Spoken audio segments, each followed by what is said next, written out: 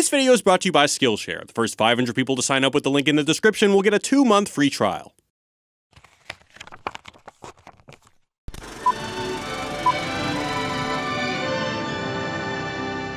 Greetings, and welcome to Earthling Cinema. I am your host, Garyx Wormuloid. This week's artifact is Up, the film that mandated the Pixar rule that adults should cry as much as possible. The film follows human boy Karl Marx, whose dream is to control the means of production so he can go to Paradise Falls, New Jersey, just like his hero, Vladimir Lenin. One day, a homeless girl named Ellie breaks his arm. They naturally fall in love, and before you know it, she dies. Just like all great relationships.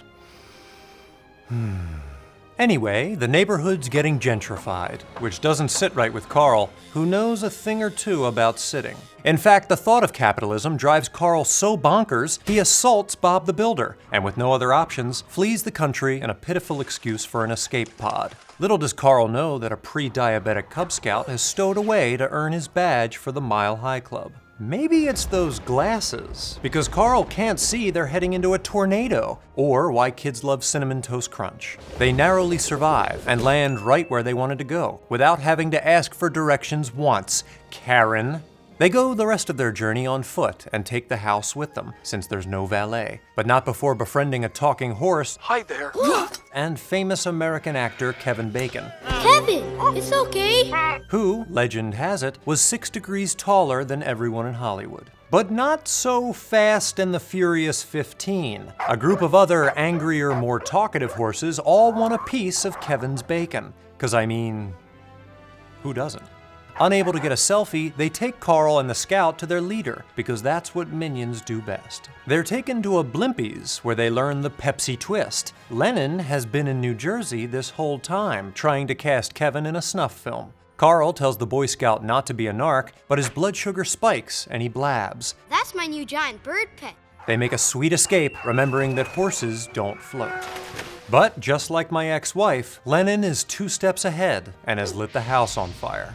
Kevin gets bird-napped, so Karl goes back to his original plan of, I guess, dying in the wilderness after 2 days. That is, until he finds an Amazon nook, giving him the proper motivation to enter the 3rd act. A battle royale ensues, but not without some warm-up stretching. Always stretch. Karl lets his house go to shit, and Lenin realizes he could have learned something from Kevin Bacon, namely how to get footloose. Now I gotta cut loose. Karl reunites Kevin with his bulimic children, and back in the big city, which has probably been freaking out nonstop that someone was able to just fly away using balloons, Karl gives the Boy Scout some worthless tin that's at best extremely heartwarming. Up illustrates the dangers of being trapped by nostalgia, which wasn't cured until 2067 by Dr. Millie Bobby Brown. When his FWB dies, Karl metaphorically enshrines her in the house that they built together. He keeps everything exactly as it was to preserve her memory, and to keep her ghost happy. Outside, the world may keep truckin', but Karl clings to the past, even though he may be in the Matrix. The house itself symbolizes Karl's grief, which he has to carry with him until the housing market improves. Lenin is in many ways Karl's foxier counterpart. Like Karl's condo, Lenin's airship is a museum of artifacts from better times, like the Jurassic Age, and his mission of redemption parallels Karl's journey. They called me a fraud, those... But once I bring back this creature, my name will be cleared. But just as Karl can't bring his wife back, no matter how many houses he knocks up, Lenin can't bring back the glory days through sniping the snipe. In fact, a snipe hunt is a colloquial term for a wild gray goose chase, wherein a naive person is fooled into chasing after something that doesn't exist. Like love. Up sends a poignant message about coping with grief in a healthy, gluten-free way. At first, Karl cares about nothing besides his super dead wife, but as he develops affection for the Scout and Kevin Bacon, he develops a new, selfless purpose that helps him move on. To save the day, Karl must divest himself of the past by littering. When Karl passes on the badge that Ellie gave him as a child, we realize her memory has transformed from a burden around his neck to something positive that he can share. Once hobbled by grief, the new Karl abandons his walker and can once again move freely through the world. You know what? Keep him. Proving once and for all, Western medicine was a lie. The film posits that instead of bold adventures, the best pursuits are the simple pleasures of everyday life, like enjoying a cup of joe on the porch of your spaceship.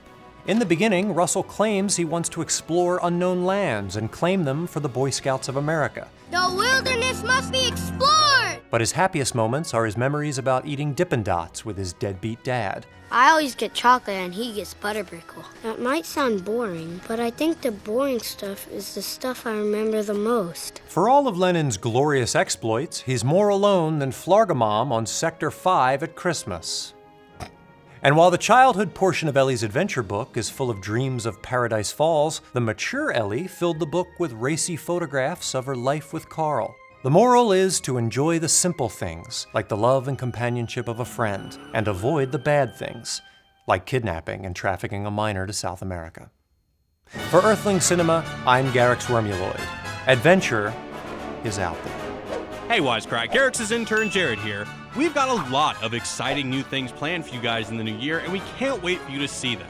And if you've been dreaming of starting a project or learning a new skill but aren't sure how to jump in, then let Skillshare help you make it all a reality. Skillshare is an online learning community with over 17,000 professional and easy-to-understand classes in design, photography, business, and more. There are tons of like-minded people with advice and steps on how to finally get your ideas in motion, whether you're a creator or you're looking to become one. You can take classes on everything, from an intro to mixing music, to basic character animation, to how to make delicious fresh pasta. A premium membership is super affordable and starts at just $10 a month. You'll get unlimited access to the full range of courses, but the first 500 Wisecrack fans to click the link in the description will receive a 2-month free trial to Skillshare and all its amazing resources. So head over to skl.sh/earthling4 to begin your 2-month free trial and get learning. We can't wait to see what you create, and don't forget to subscribe and ring that bell so you don't miss all the great stuff we've got coming up. Thanks for watching, catch you all next time, peace.